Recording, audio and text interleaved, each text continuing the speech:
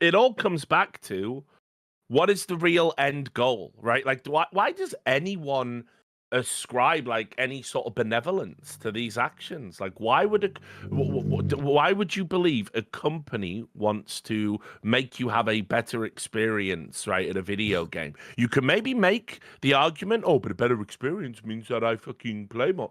They got you by the balls anyway. You're playing a free game. You're pumping money in it. They weaponize their fucking griefing and toxicity systems to make sure almost every player has at least another account that you eventually play, and then you get, oh, I really like that Lee Sin skin, so I'm gonna buy it on this account as well. And they double dip that way. Right? So why would you think for a second that this isn't about some bigger play? And when you look into the history of like Tencent and data and how it handles it and what it does with it, it's ridiculous. I mean, to put it in context, I know this is a lie. I'm not stupid, but if you look at reporting from 2021, the Chinese government was cracking down, wink, wink, on Tencent, Alibaba, and Baidu because they said they were harvesting too much data. And obviously they said, yeah, we're totally cracking down on it. There you go. There's the data. Right? But like, I mean, what does that tell you, for fuck's sake? Yeah. So, and like the precedent that Riot's setting is really the bad one, because it feels like it's just impossible to fight this. Because the thing is, even if this isn't insidious in Riot's case, it doesn't mean that the normalization of this will not be insidious in the future. It doesn't mean that just because they're not doing things with data now, that they won't do things with data in the future. It starts a process of every single game developer then harvesting your data. And who knows, where this ends. And the problem is that we know these companies, like, yes, technically Riot isn't owned by the Chinese government in the same way that ESL is directly owned by the Saudi government. But the thing is that Tencent bends the knee to the CCP at every possible opportunity and is directly funding their initiative with multi-billion-dollar plans, and now has given up this golden share as well. And every time that there is a demand from the Chinese government, despite them being a publicly traded company, they do what the Chinese government wants. And so also, like, I just love this post, guys, because it says, to be very clear, Vanguard does not take a screenshot of your whole computer / multiple monitors. It doesn't say Vanguard cannot, which is what I want it to say, right? And they also are legally required to lie about what data they're taking per the National Security Act, National Intelligence Law.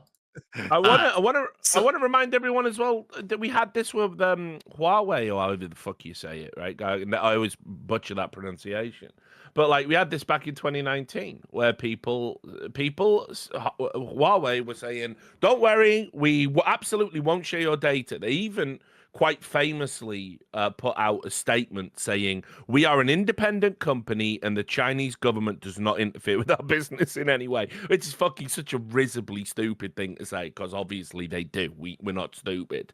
But all of the legal experts concluded, oh yeah, under that law, they absolutely would have to comply. It wouldn't, and not only would they have to comply, they would be legally obligated to obfuscate the fact they complied. So I don't know what we're talking about with this. Like, I don't know why we're trying to pretend that Riot Games would never, like, well, they wouldn't have a choice. They're wholly owned by Tencent.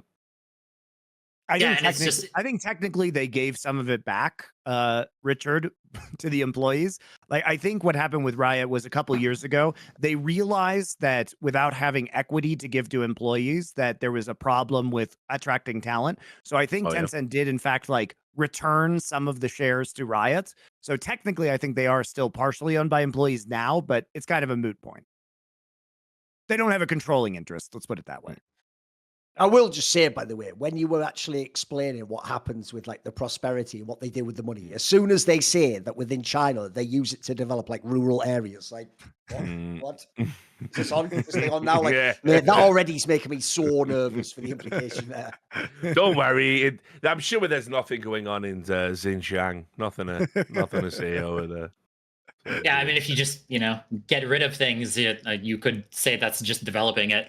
But so going into the idea of the backing track a little bit of the idea of just manual bans, last week there was somebody who, or the people who are rank 1 and rank 6 in Valorant were people who are blatantly hacking, and they didn't get any bans until a social media post that was made that was tagging the anti-cheat devs.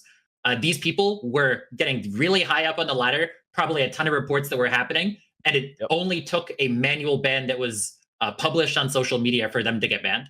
So they're absolutely going to be manual banning a ton, and this leads into the perception of how good Valorant is. Another just big concept with this is the idea of replays. Valorant is a game that was built from the ground up to be a competitive game. They put more effort into being a competitive game than Valve does with Counter-Strike. And they'll constantly say, hey, we're going to have an anti-cheat at the end of the year.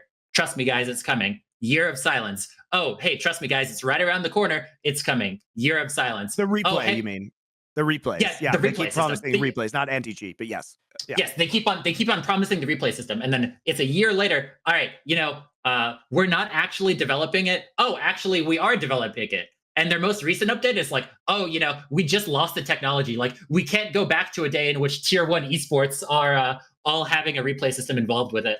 Like, they just constantly push it further and further down the line to give the idea of, hey, we're probably going to have replays. And the reason why this relates to the anti-cheat is the only way that you can actually tell whether or not somebody is definitively cheating is by watching their replays. The only way that you're going to catch somebody in Vanguard if they're trying to sort of stealth cheat is by looking at their replays or if they post a clip themselves. And so because none of this is the case, if somebody just pops your head over and over and over again, you're just like, oh yeah, that guy's just cracked. He's a smurf. Like, there's so many ways of the fact that they don't have a replay system in Valorant, which is such an important feature, which so many people have been asking for. The only possible reason why Riot would have to benefit from doing that is obfuscating how ineffective their anti-cheat is. See more cool, funny, interesting clips based on topics from my content? Well, subscribe to this channel then, or, be a pleb and don't.